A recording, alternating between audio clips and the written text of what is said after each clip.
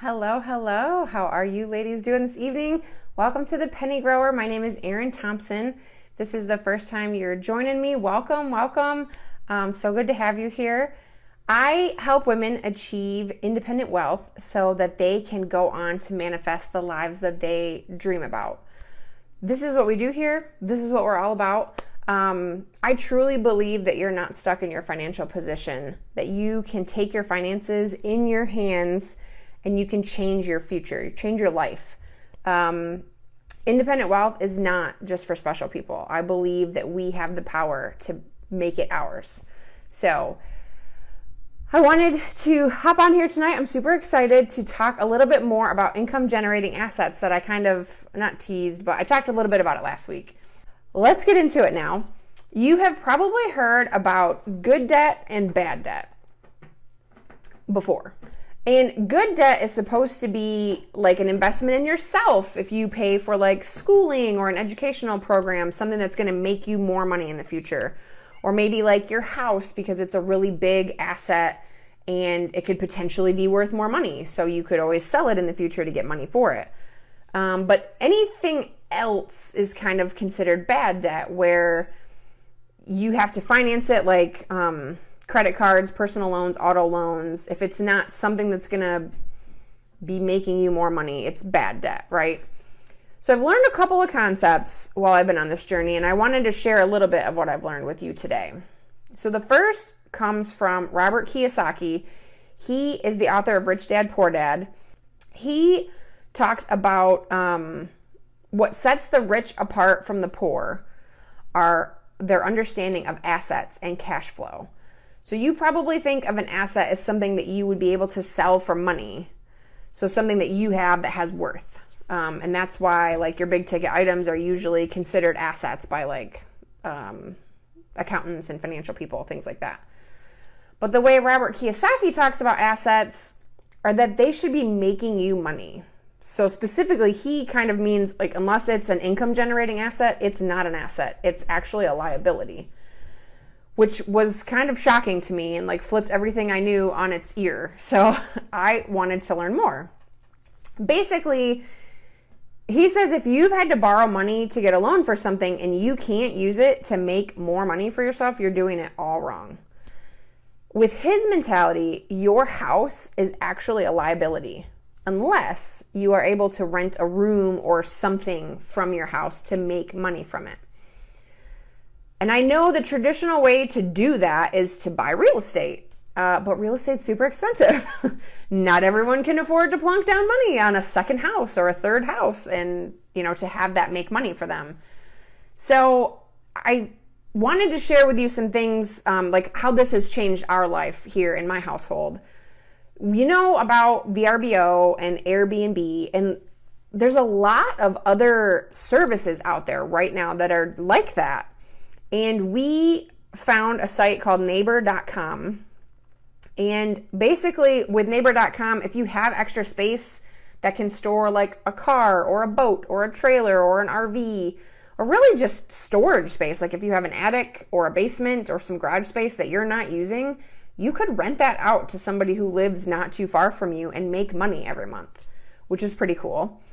It's a win-win because it's slightly cheaper for your neighbors to do that with you and you get cash flow. So that's amazing, right?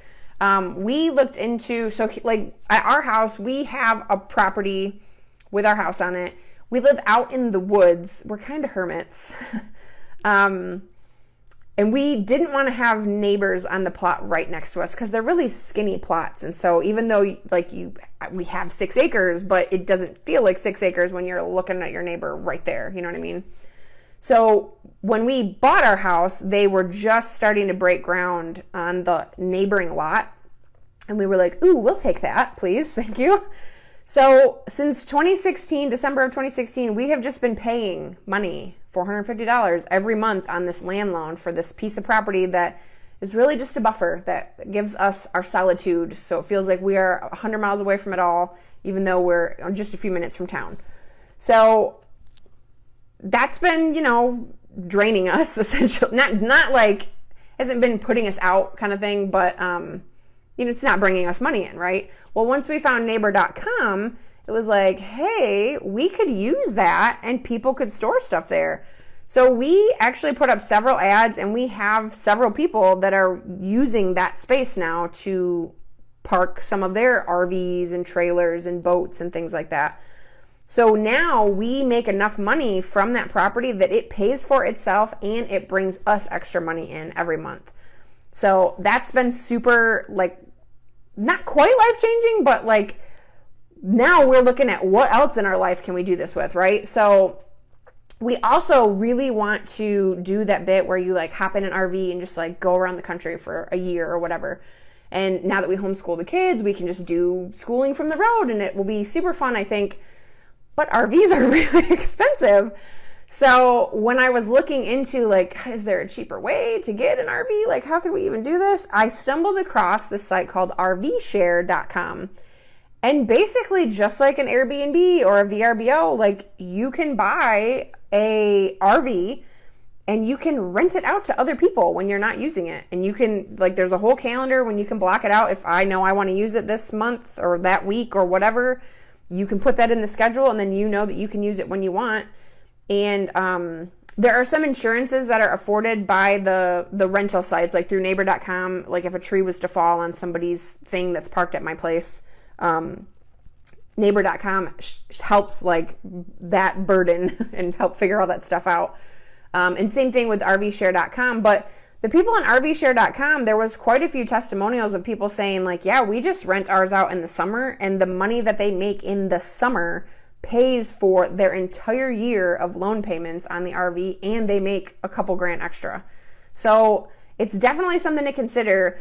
It's got us even thinking, we've been talking about possibly getting a excavator because we want to put a barn out back and there's a bunch of trees. Like I said, we're surrounded by trees. So we would have to knock a bunch of those trees down, and it's like, well, we could rent an excavator, but it costs this much. And then it's like, you know what we could do is buy an excavator and then put it up on Facebook Marketplace for other people to rent. And like, let's say the going rate is $250 a day. Then we charge $200 a day. And then bam, every time somebody rents that, we're bringing in $200 a day and we don't have to really do anything extra for it. So I know there's lots of other things like that out there. Like, I love the show Parks and Recreation. And, you know, Tom had Rent-A-Swag. So there's other things out there, not just, you know, space if you don't have a lot of space. But, like, I'm sure there are, like, handbags that you could rent out and stuff like that. I'm not super into handbags, so I don't, I don't know anything about that in particular, but I could do some research if anybody was curious. But I think it's time to start thinking outside the box and think of all of your stuff. Whether you're making payments on it or not, but especially if you are making payments on it, wouldn't it be great if it could just pay for itself? Maybe even put a little bit extra money in your pocket. So do you have any extra space that could start making you money? Can you clean out a quarter of your attic or basement or something? Because sometimes it's like people doing the online, like drop ship, whatever, they might need a big space for inventory. Maybe they don't quite have enough. So just that little corner of what you have might be perfect for them. So think about it, ladies. Think about what are the things in your life that maybe you could rent out to help bring in more money into your pockets every month, because I know that's where we all want to be. But that's all I had for the training this evening. Please let me know in the comments below if you guys have any questions or want me to look into anything further. I would love to do that.